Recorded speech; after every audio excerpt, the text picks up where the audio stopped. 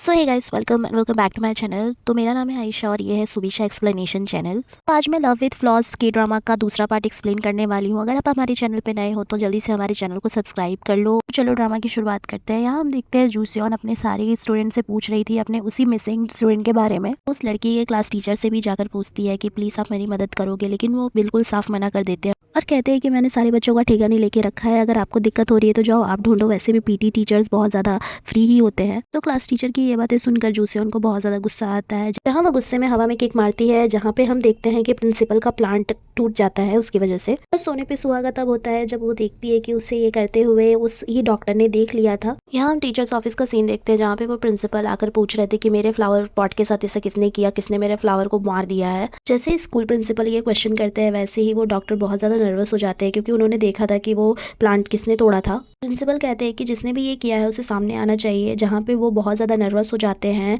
यहाँ जूशियन भी बहुत ज़्यादा डरी हुई थी और वो सोच रही थी कि मैं जल्दी से बता देती हूँ कि ये मैंने किया है, नहीं तो सबको डांट पड़ेगी। लेकिन उसके हाथ उठाने से पहले ही वो डॉक्टर हाथ उठाकर बता देते हैं कि ये मिस जूसियन ने किया है, जिसके बाद जूसियन को बहुत ज़्यादा डांट पड़ती है प्रिंसिपल से। सीन शिफ्ट होता है और हम देखते हैं कि जूसियन को प्रिंसिपल से बहुत ज़्यादा डांट पड़ी थी, जहाँ पे उसकी फ्रेंड कह रही थी कि क्या ही एक्सपेंसिव पौधा था, उससे इतना भी तो नहीं डांटना चाहिए था तुम्हें। जहाँ पे जूसियन कहती है कि ये सब वो डॉक्टर की गलती है, मैं तो हाथ उठा ही रही थी, लेकिन उसे बोलने की क्या ज़रूरत थी, पता नहीं वो क्या चाहता था। वहाँ पे उसकी फ्रेंड कहती है कि छोड़ो ये सब बातें, तुम्हें पता है ना कि हमें रियूनियन पे जाना है अपने क्लास के। सुनकर जूसियन बहुत ज़्यादा खुश हो जाती है और कहती है कि हाँ हाँ मुझे पता है, मुझे $100 में बहुत सारा खाना मिलेगा। यहाँ हम लीकांग के दोस्त को देखते हैं जो कि लीकांग को कॉल करके कह रहा था कि तुम्हें भी रियूनियन में आना चाहिए, जिसके आंसर में लीकांग कहता है कि नहीं मुझे नहीं आना है, मुझे फोर्स मत करो। के आंसर में उसका फ्रेंड कहता है कि ये तो बहुत ज़्यादा पुरानी बात है, तुम अभी भी उस बात को लेकर बैठे हो। कहता है कि तुम तो इतने ज़्यादा हैंडसम हो गए हो, तुम्हें नहीं लगता तुम्हें जाके वहाँ पे शो ऑफ करना चाहिए। लेकिन लीकांग फोन कट कर देता है। यहाँ पर हम देखते हैं कि लीकांग का जो फ्रेंड होता है वो बहुत बड़ी कंपनी का मालिक होता है, जहाँ पे वो लोग K-pop idols and K-pop models को लॉन्च करते हैं। लीकांग अपने रूम पे रहता है, जहाँ पे वो पानी पीने जैसे ही जाता है वो देखता है कि उसके फादर उसके सामने खड़े थे। वो बहुत ज्यादा चौंक जाता है, जिससे कि उसका माउथ में भरा हुआ बॉटल सीधा उसके फादर के फेस पे चला जाता है। ये देखकर जैसे ही वो बाहर जाता है वो देखता है कि उसके सामने से मदर आ रही है।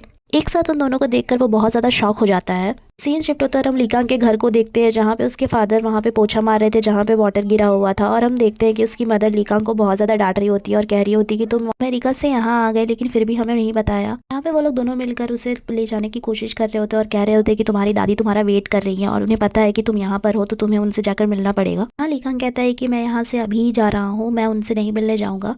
लेकिन वो लोग दोनों उसे पुलिस की धमकी देने लगते हैं, जहाँ पर वो कहते हैं कि तुम्हारी दादी तुम्हारे ऊपर केस कर देंगे। तो उनके पास सबूत भी है, जहाँ पे वो कहता है कि वो मेरे ऊपर केस कैसे कर सकती है और वो लोग उनकी बात क्यों मानेंगे, जहाँ पे वो लोग कहते हैं कि तुम्हारी बात क्यों मानेंगे जिसके पास फुटी कौड़ी नहीं है। तो उन दोनों की सारी बातें मानकर पहले तो लीकांग बहुत ज्यादा शॉक हो जाता है, लेकिन उसे दादी से मिलने जाना ही पड़ता है और वो उनसे मिलने के लिए तैयार हो जाता है। सीन फिर से शिफ्ट होता है और हम देखते हैं कि जूसियन का सबसे बड़ा भाई जो एक कार कंपनी में काम करता था, वो और उसका दोस्त बात कर रहे होते हैं, जहाँ पे उसका दोस्त कहता है कि तुम इतने ज़्यादा हैंडसम हो, तुम्हें तो कोई मॉडल या एक्टर होना चाहिए। जहाँ पे वो कहता है कि अगर मैं मॉडल या एक्टर बन जाता तो मेरे दोनों भाई और मेरी बहन कैसे काम करते, और वैसे भी मुझे अमीर लोगों को लूटने में बहुत ज़्यादा मजा आता है। जिसके बाद हम देखते हैं कि उस कार के शोरूम में एक अजीब सी लड़की एंटर करती है, जहाँ पे हम देखते हैं कि वो लोग बहुत ज़्यादा वरीड हो जाते हैं उसे बाहर निकालने के लिए। वो कार का डोर तो खोलती है लेकिन वो अंदर नहीं बैठ पाती, जहाँ पे वहाँ के एम्प्लॉय उसे बाहर निकाल देते हैं। फिर हम देखते हैं कि वो लड़की बहुत ज़्यादा पैसे लेके घूम रही थी। वो दिखती तो अजीब थी लेकिन बहुत ज़्यादा अमीर लग रही थी और देखने से ये भी लग रहा था कि क्या पता वो चोरी करके ये पैसे लाई हो। इन शिफ्ट होता है और हम उसी डॉक्टर को देखते हैं, जहाँ पे हम देखते हैं कि वो जूसियन की फ्रेंड को बुला रहे होते हैं। वो कहते हैं कि मैं बहुत ज़्यादा माफ़ी मांगना चाहता हूँ, मुझे जूसियन के साथ ऐसा नहीं करना चाहिए। जहाँ पे वो कहती है कि इतनी आप उसकी चिंता मत करो, वो बातों को दिल पर नहीं लेती। जहाँ पे वो कहती है कि क्या आप उसे पसंद करते हो, लेकिन वो कहते हैं कि नहीं नहीं ऐसा कुछ नहीं है, मैं बस उसे सॉरी बोलना चाहता हूँ। लेकिन वो सोचती है कि ये कैसा आदमी है, अगर इतना ही सॉरी था तो उस टाइम ऐसा बोला क्यों। शिफ्ट होता है और हम देखते हैं कि जूसियन ग्राउंड पे सारे बच्चों लोगों की क्लास ले रही थी और वो स्कूल डॉक्टर भी अपने कैबिन से उन्हें देख रहे थे और वो मुस्कुरा भी रहे थे। तो हो सकता है कि क्या पता जूसियन को बहुत ज्यादा वो पसंद करते हो। शिफ्ट होता है और हम जूसियन और उसके छोटे भाई को देखते हैं जो कि कॉन्वर्सेशन कर रहे होते हैं, जहाँ जूसियन उसे कह रही होती है कि तुम उसका पता लगा के मुझे बताओ, क्योंकि वो तुम्हारी क्लासमेट थी तो हो सकता है तुम्हें पता लगा सको। यहाँ पे वो बस एक कॉल करता है और कहता है कि उसका पता मैं लगा लूंगा। ये सुनकर वो बहुत ज़्यादा शॉक हो जाती है और कहती है कि तुम बस एक फ़ोन में पता लगा लोगे। जहाँ पे वो कहता है कि हाँ हाँ मैं बहुत ज़्यादा फेमस हूँ और मैं बहुत ज़्यादा हैंडसम भी हूँ। जहाँ पे उसकी सिस्टर कहती है कि सिर्फ हैंडसम होने से कुछ नहीं होता, तुम डांस भी प्रैक्टिस करो नहीं तो लोग अंडे मारेंगे। जहाँ पे वो कहता है कि लोग अंडे मारेंगे तो मैं आमलेट बना के खा लूंगा। इन दोनों का झगड़ा चल ही रहा होता है, जहाँ पे हम देखते हैं कि बहुत बड़ा K-pop आइडल निकल रहा होता है अपने गाड़ी से, जिसे देखकर जूसियन कहती है कि ये बहुत ज़्यादा टेस्टी लग रहा है। उसकी बातें सुनकर उसका छोटा भाई कहता है कि ये तुम क्या बोल रही हो। यहाँ पे वो बताती है कि वो उस K-pop आइडल की बात नहीं कर रही है, उसके हाथ में जो केक है उसकी बात कर रही है। कहती है कि ये तुम्हारी एजेंसी में है ना, प्लीज़ उससे जाके मांग के ले आओ, वो केक वो तुम्हें दे देगा, प्लीज़ जाओ। हाँ, उसका छोटा भाई कहता है कि तुम मुझसे ये सब क्या करवाना चाहती हो, लेकिन वो बहुत ज़्यादा इंसिस्ट करती है तो वो कहता है कि ठीक है मैं ले आऊँगा। जिसके बाद हम देखते हैं कि उसके फ़ोन पे कुछ मैसेज आता है, वो बहुत ज़्यादा अनकंफर्टेबल हो जाता है, जहाँ पे वो कहता है कि मैंने अपने फ्रेंड से पूछा था लेकिन उसे भी कुछ नहीं पता।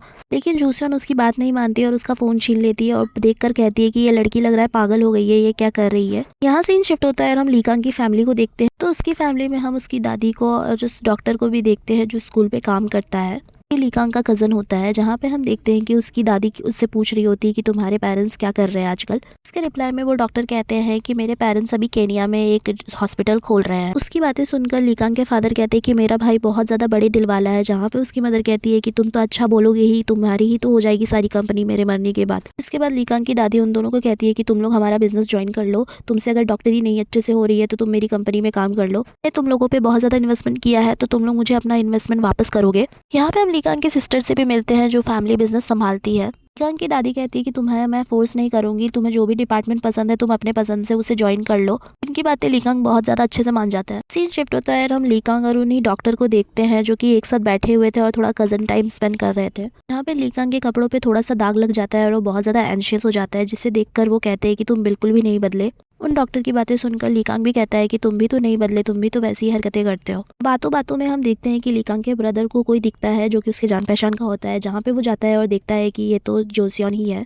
जहाँ जोसियन अपने ही स्टूडेंट को ढूंढने की कोशिश कर रही थी और बोल रही थी कि ये इस बार में काम करती है, आपने इसे देखा है। लेकिन वहाँ के एम्प्लॉय कहते हैं कि मुझे नहीं पता था कि ये अंडर एज गर्ल है, नहीं तो मैं उसे काम पे ही नहीं रखता, लेकिन वो कहती है कि आपको देखना चाहिए था। उसकी बातें सुनकर एम्प्लॉय कहता है कि मुझे लगता है कि उसने अपनी झूठी आईडी दिखाई होगी। उसका एम्प्लॉय ये भी कहता है कि वो यहाँ पे काम करती थी लेकिन अब वो यहाँ पे नहीं काम करती, वो कहीं और चली गई है। एम्प्लॉय की बातें सुनकर जूसियन वापस जाने लगती है, जहाँ पे हम डॉक्टर को उसके पीछे आते हुए देखते हैं, जहाँ पे वो कहते हैं कि तुम उसे क्यों ढूंढ रही हो। उसके रिप्लाई में जूसियन कहती है कि वो एक अकेली लड़की है और ऐसी जगह पे बच्चों को आना नहीं चाहिए। जूसियन की ये सारी बातें सुनकर डॉक्टर कहते हैं कि तुम्हें कभी भी मेरी जरूरत पड़े तो मुझे बुला लेना। के अलावा वो सुबह के लिए माफी मांगते हैं, जहाँ पे जूसियन कहती है कि आपकी कोई गलती नहीं, आपने तो जो देखा आपने वही बोला। जिस कॉन्वर्सेशन के बाद जूसियन वहाँ से चली जाती है। सीन शिफ्ट होता है और हम देखते हैं कि लीकांग का फ्रेंड उसे फिर से अप्रोच करता है और कहता है कि चलो हम लोग दोनों मिलकर चलते हैं रियूनियन पर। लेकिन लीकांग उसे फिर भी जाने के लिए मना कर रहा था, लेकिन वो कह रहा था कि तुम्हें नहीं लगता कि तुम्हें उन लोगों से बदला लेना चाहिए जो तुम्हें बहुत ज्यादा परेशान किया करते थे स्कूल में। वो उसे कहता है कि तुम इतने ज्यादा हैंडसम हो गए हो, वो लोग देख के तो पागल ही हो जाएंगे, तुम्हें चलना चाहिए। लीकांग उसकी बातें सुनकर कहता है कि मैं नहीं जा रहा, तुम्हें जाना है तो जाओ। लीकांग की ये बातें सुनकर उसका फ्रेंड उसे वही सारी चीजें बोलने लगता है जो उसे के पुलिस उसे बोला करते थे, जो सुनकर उसे बहुत ज्यादा अनकंफर्टेबल फील होता है और वो बहुत ज्यादा एंशियस हो जाता है। उसे फ्लैशबैक्स आने लगते हैं कि कैसे सारे पुलिस उसे परेशान किया करते थे जब वो अगली दिखता था। ये सारी बातें सोचकर उसका पेट खराब होने लगता है और वो बहुत ज्यादा अनकंफर्टेबल होने लगता है और कहता है कि मुझे टॉयलेट जाना है। उससे बहुत ज्यादा जोर की आने लगती है जिसे वो कंट्रोल नहीं कर पा रहा था। वो जैसे ही तैसे भागते हुए टॉयलेट की तरफ जाता है। उसकी ये हालत देखकर उसका फ्रेंड भी बहुत ज्यादा शॉक हो जाता है। सीन को हमें देखकर पता चलता है कि लोगों का पास्ट ट्रॉमा बहुत अलग अलग तरीकों से काम करता है। ऐसे ही जूसियन को पुरानी बातें याद करके उसका पेट खराब हो जाता था। सीन शिफ्ट होता है और हम एक आदमी को देखते हैं जो एक फोटो देख रहा होता है, लेकिन वहाँ पे अचानक लीकांग आ जाता है और कहता है कि आप एक साइकियाट्रिस्ट हो ना। के आंसर में वो आदमी कहता है कि हाँ मैं एक साइकियाट्रिस्ट हूँ, बट अभी मैं किसी को क्योर नहीं करूंगा। लेकिन लीकांग उसे बहुत सारे पैसे ऑफर करता है जिसे वो मना नहीं कर पाता और वो रख लेता है। उसके पैसे लेते ही लीकांग कहता है कि देखा पैसे से सब कुछ होता है। हम देखते हैं कि साइकियाट्रिस्ट उसे बैठाता है जहाँ पे वो अपनी प्रॉब्लम उसे बता रहा होता है। वो साइकियाट्रिस्ट उसकी प्रॉब्लम सुनकर कहता है कि तो आप बोलना चाहते हो कि जब भी आपको पुलिस का याद आता है तो आपका पेट खराब हो जाता है, जो सुन के वो बहुत ज्यादा गुस्सा होने लगता है। इसके बाद हम देखते हैं कि उसने एक ड्राइंग बनाई होती है जिसके बारे में पूछने से वो कहता है कि मुझे नहीं पता ये लड़की कौन है, लेकिन मैं इसे हमेशा बनाते रहता हूँ। कि सारी बातें सुनकर साइकियाट्रिस्ट उसे बस एक चीज सजेस्ट करता है कि आपको अपने रियूनियन पे जाना चाहिए, आपको उन लोगों को फेस करना चाहिए। आप उसे फेस नहीं कर पा रहे हो, इसीलिए आपके साथ ऐसा हो रहा है। अगर आप अपने रियूनियन पे जाते हो और अपने पुलिस को फेस करते हो तो हो सकता है कि आपकी ये कंडीशन ठीक हो जाए। चीजें सुनकर उसे बहुत ज्यादा घबराहट होने लगती है और वो शॉक भी हो जाता है। शिफ्ट होता है, हम रियूनियन का जगह देखते हैं जहाँ पे बहुत ज्यादा धुआं हो रखा था। सारे लोग इस धुएं से परेशान थे, लेकिन जूसियन और उसकी फ्रेंड दोनों मिलके इतना ज्यादा खा रहे थे, उन्हें उस धुएं की भी कोई परवाह नहीं थी। यहाँ हम उसी रेस्टोरेंट के बाहर देखते हैं लीकांग को जो अपने रियूनियन पे आया होता है। उसमें एंट्री लेने से पहले वो अपने फ्रेंड को कॉल करता है, जहाँ पे उसका फ्रेंड कहता है कि तुमने ही तो कहा था कि तुम नहीं जाओगे रियूनियन में, इसलिए मैं भी नहीं आया, तुम रुको मैं आता हूँ। उसकी ये बातें सुनकर वो पहले सोचता है कि उसे नहीं जाना चाहिए, लेकिन फिर उसे फ्लैशबैक्स आने लगते हैं उसी साइकियाट्रिस्ट के, जहाँ पे वो कह रहा होता है कि तुम्हें अपने बुलीज को फेस करना पड़ेगा। जिसके बाद हम देखते हैं कि वो हिम्मत करके अंदर एंट्री लेता है। उसे देखकर सारे लोग बहुत ज़्यादा शॉक होने लगते हैं क्योंकि वो बहुत ज़्यादा हैंडसम था। वो सोच रहे थे कि इतना हैंडसम आदमी यहाँ पे क्यों आ रहा है। यहाँ तक कि उसे देखकर जूसियन और उसकी फ्रेंड भी बहुत ज़्यादा शॉक हो जाते हैं। तो आप सही समझ रहे हो, जूसियन और उसकी फ्रेंड, यहाँ तक कि ली कांग, इन ये सारे लोग एक ही स्कूल में पढ़ा करते थे, एक ही क्लास में। जूसियन उसे देखकर बस इतना ही कहती है कि ये कौन है जो इतनी लेट से आया है।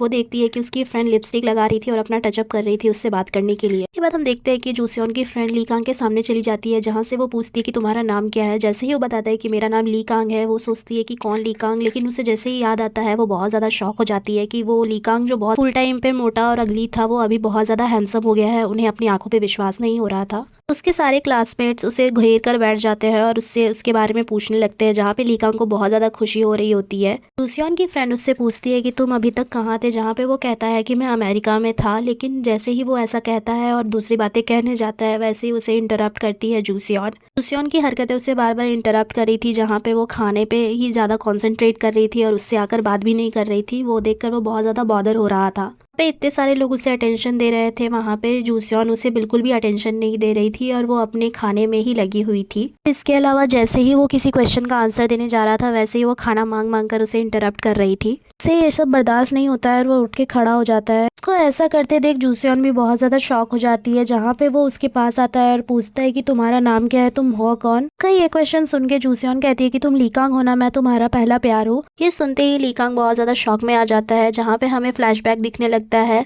जब ली कांग बहुत ज़्यादा मोटा हुआ करता था, तब जूसियन ने उसे बहुत ज़्यादा बुरा भला बोल के उसे रिजेक्ट किया था। वहाँ पे उसने उसे मोटा और भद्दा कहा था और ये सारी चीज़ें ली कांग को भी याद आ गई थी और उसे पता चल गया था कि वो ड्राइंग भी किसकी होती थी। उसे याद आ जाता है कि उतने ही दिनों से जूसियन को ही ड्रॉ किया करता था। याद आते ही वो उसे कहता है कि हाँ मुझे पता है ये तुम ही थी, मुझे याद आ गया। लेकिन ये बोलते ही उसका पेट खराब होने लगा और उसे एंजाइटी हिट करने लगी। तो इस पार्ट के लिए बस इतना ही। आगे की पार्ट देखने के लिए हमारे चैनल को फॉलो कर ले और सब्सक्राइब कर ले और वीडियो को लाइक करें और कमेंट ज़रूर